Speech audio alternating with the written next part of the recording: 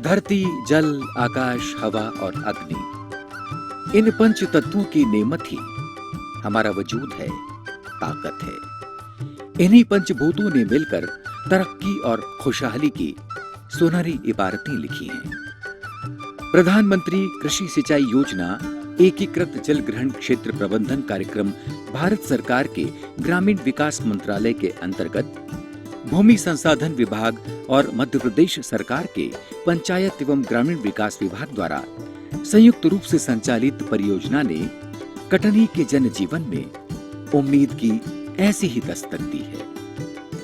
कटनी और उसके आसपास घिरे आदिवासी बहुल अंचलों की दास्तान यही सब बयां करती है। जल ग्रहण क्षेत्र प्रबंधन के रचनात्मक क्रियान्वयन का ही नतीजा है कि भूमि, जल और जंगल की हिफाजत तथा उसके उचित दोहन को लेकर किसान, मजदूर और क्षेत्र का प्रत्येक निवासी जागरूक हुआ है। गिरता भूजल स्तर गंभीर चिंता का विषय हो गया था। अत्यधिक भूजल दोहन और अनियमित वर्षा से यह समस्या बढ़ती ही जा रही है। वर्षा जल के सर्वोत्तम प्रबंधन से ही गिरते हुए भूजल स्तर को रोका गया है। उस समय पूर्व में ये पूरी जमीन बंजर पड़ी थी कि वाटर सेट के द्वारा तालाब निर्मित होने के कारण यहाँ सिंचाई का जमीन में काफ़ी अच्छा प्रोत्साहन मिला। इसमें से प्रत्येक एकड़ पे 4 से 5 प्रति कुंटल के हिसाब से वृद्धि हुई है।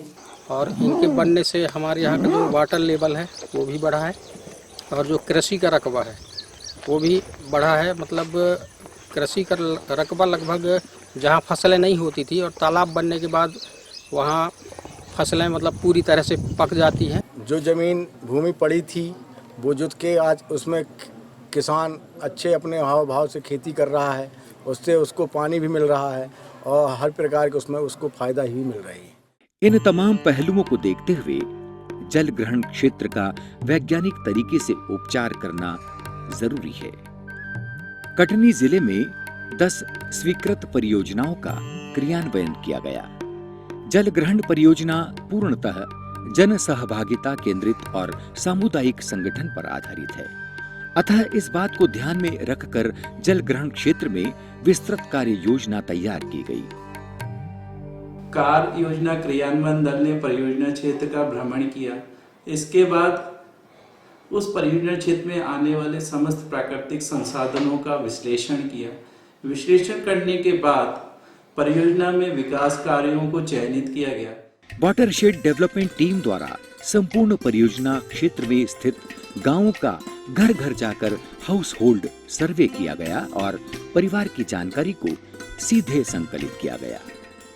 इसके अलावा कार्य योजना को तैयार करने में वाटरशेड डेवलपमेंट द्वारा परियोजना जल ग्रहण क्षेत्र में नेट प्लानिंग की गई है। प्रत्येक खसरा को एक इकाई मानकर सर्वे किया गया है। खसरे में आवश्यकतानुसार जल संवर्धन और भूमि संरक्षण गतिविधियों को चयन किया गया। नेट प्लानिंग से आए उपचार कार्यों को कार्य योजना में शामिल किया गया है। प्रत्येक जानकारी का विश्लेषण किया गया, जिससे प्रभावशील जल ग्रहण कार्य योजना बनाई गई। परियोजना कार्यान्वयन हेतु ग्रामीण जन की सहभागिता को सुनिश्चित करने के लिए उपयोगकर्ता दल, स्व सहायता समूह और वाटरशेड समिति को गठित किया गया।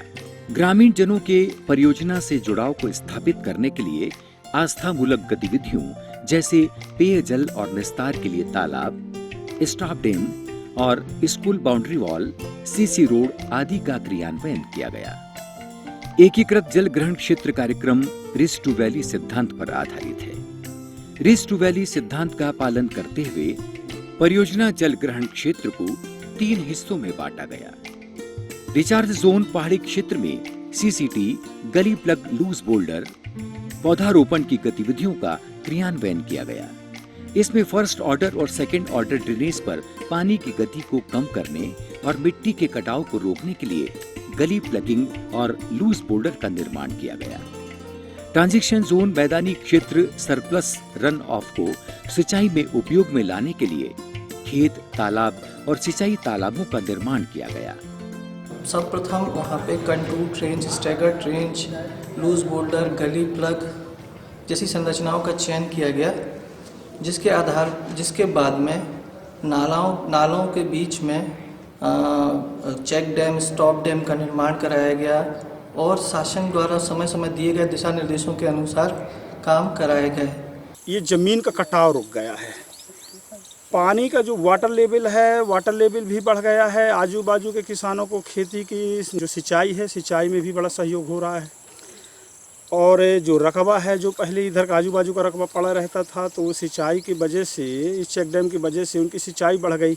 कम सिंचाई थी, अब ज़्यादा बढ़ गई है और इससे बहुत सारे उपयोग भी हैं खेती निर्माण के लिए, और पशु पक्षियों का भी है, गायों के लिए भी उपयोग में है। डिस्चार्ज जोन में शेष रन ऑफ को रोकने के लिए परियोजना क्षेत्र में स्टॉप डैम, चेक डैम का निर्माण किया गया।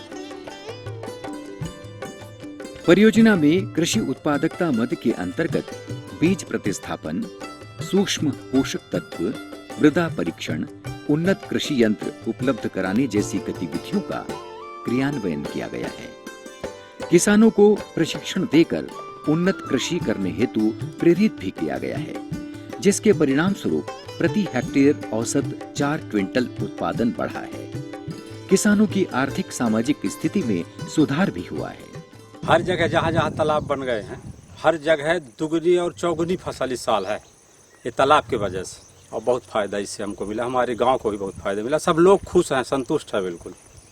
ये बांध बनने से हमारे यहाँ इस नीचे वाली जगह में तिगुन और चौगुन की धान की फसल आई है इस साल। परियोजना क्षेत्र के अंतर्गत आजीविका उन्नयन हेतु 115 स्व सहायता समूहों का गठन किया गया है। समूह के माध्यम से तथा व्यक्तिगत ऋण के माध्यम से विभिन्न गतिविधियों जैसे मुर्गी पालन, सब्जी उत्पादन, बकरी पालन, ईंट भट्टा, दोना पत्तल आदि गतिविधियां संचालित करने हेतु वित्तीय सहायता प्रदान की गई है।